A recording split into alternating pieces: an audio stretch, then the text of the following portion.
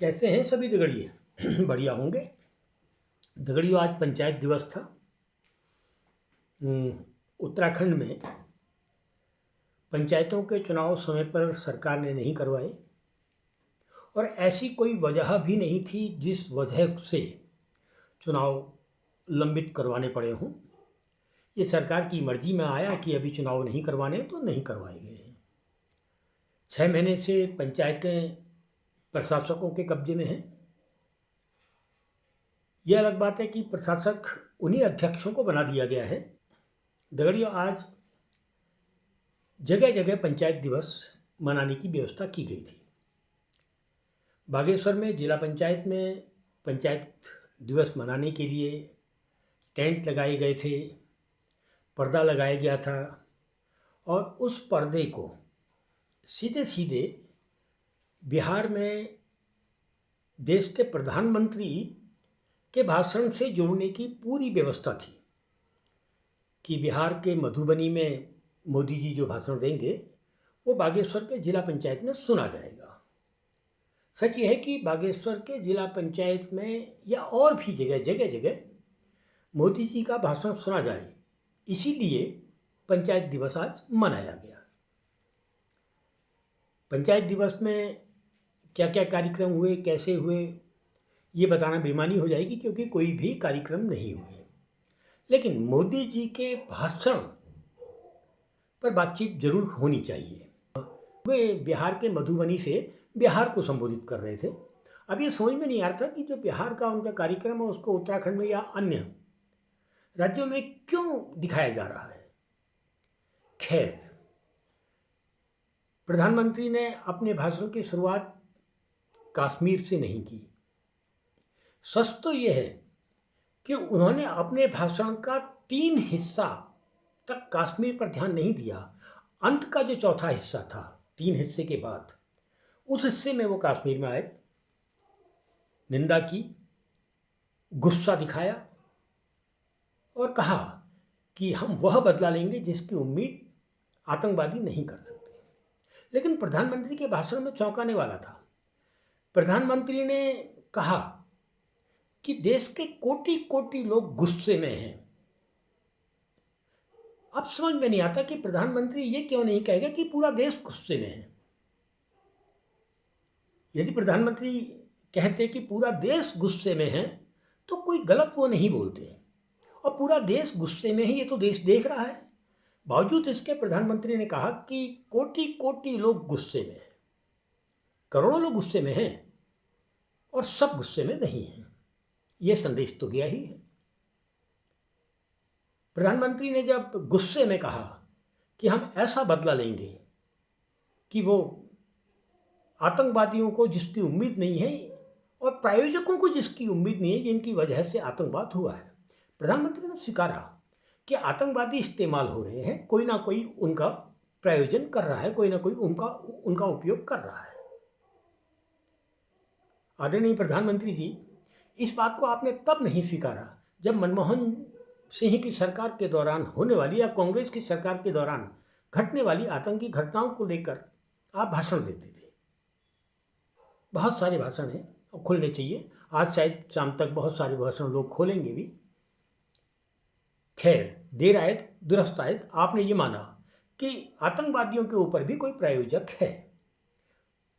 यदि आप इस बात को मानते हैं तो आप जो बदला लेंगे या जो कुछ करेंगे वो एक बड़ी उम्मीद देश को देगा ही।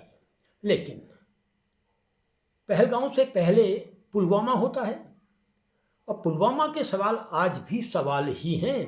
उसका उत्तर देश को नहीं मिला है। ना आपने कभी उन उत्तरों को देने की कोशिश की और ना ही आपके संगठन ने, आपकी पार्टी ने, और ना ही आरएसएस ने।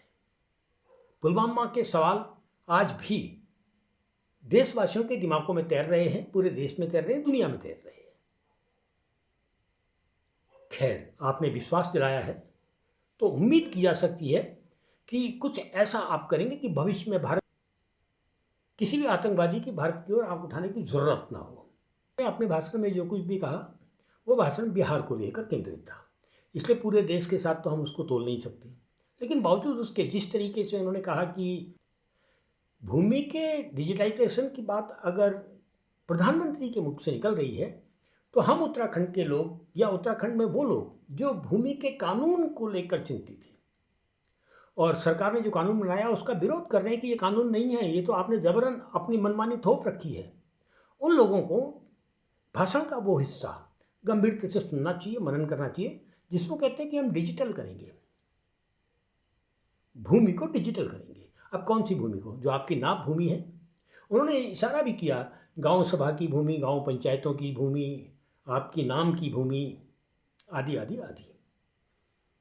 भूमि को लेकर, खासकर कृषि भूमि को लेकर प्रधानमंत्री के अपने दूसरे कार्यकाल में बहुत बड़ा एक कानून बना था और कानून लागू हुआ था।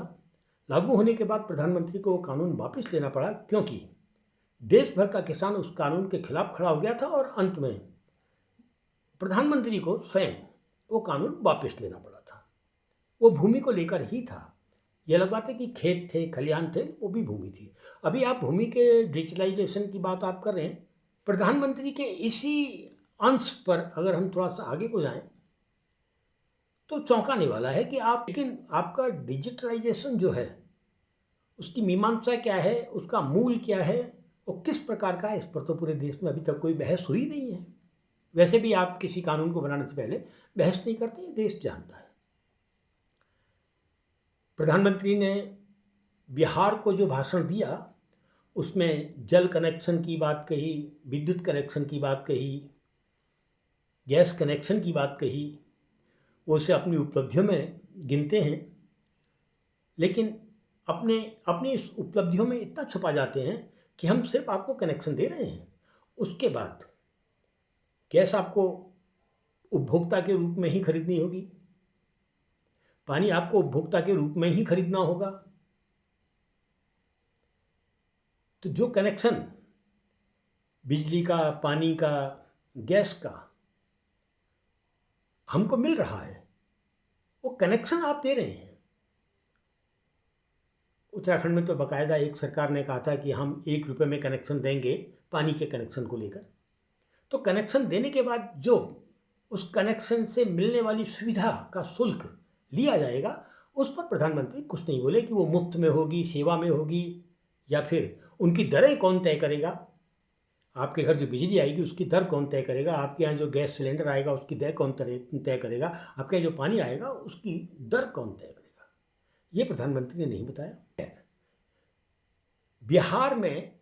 बिहार में चुनाव सामने हैं और प्रधानमंत्री ने जो भाषण आज बिहार में पंचायत राज के दिवस के अवसर पर दिया, उससे स्पष्ट हो रहा था कि वो बिहार में चुनावी भाषण दे रहे हैं।